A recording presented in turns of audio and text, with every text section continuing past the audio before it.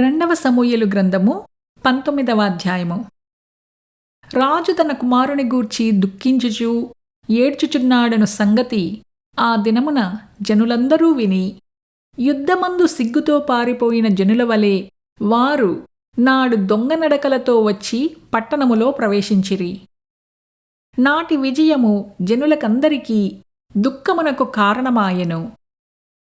రాజు ముఖము కప్పుకొని, అబ్షాలోమా నా కుమారుడా, అబ్షాలోమా నా కుమారుడా, నా కుమారుడా అని కేకలు వేయుచు ఏడ్చుచుండగా, రాజు అబ్షాలోమును గూర్చి దుఃఖించుచు ఏడ్చుచున్నాడను సంగతి యోవాబు విని, నగరియందున్న రాజునొద్దకు వచ్చి, నీ ప్రాణమును, నీ కుమారుల ప్రాణములను, నీ కుమార్తెల ప్రాణములను, నీ భార్యల ప్రాణములను, నీ ఉపపత్నుల ప్రాణములను ఈ దినమున రక్షించిన నీ సేవకులనందరినీ నేడు సిగ్గుపరచి, నీ స్నేహితుల ఎడల ప్రేమ చూపక నీ శత్రువుల ఎడల ప్రేమ చూపుచు, ఈ దినమున అధిపతులును సేవకులును నీకు ఇష్టజనులు కారని నీవు కనపరచితివి.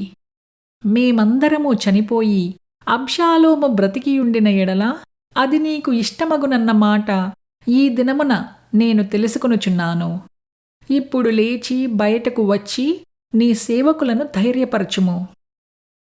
నీవు బయటికి రాకయుండిన ఎడల ఈ రాత్రి ఒకడును నీ యొద్ద నిలవడని యెహోవా నామమును బట్టి ప్రమాణము చేసి చెప్పుచున్నాను.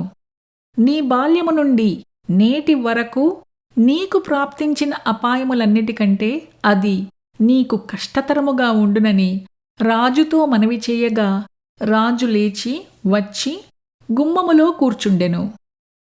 రాజు గుమ్మములో కూర్చున్నాడన్న మాట జనులందరూ విని రాజును దర్శింపవచ్చిరి కాని ఇశ్రాయేలు వారు తమ తమ ఇండ్లకు పారిపోయిరి.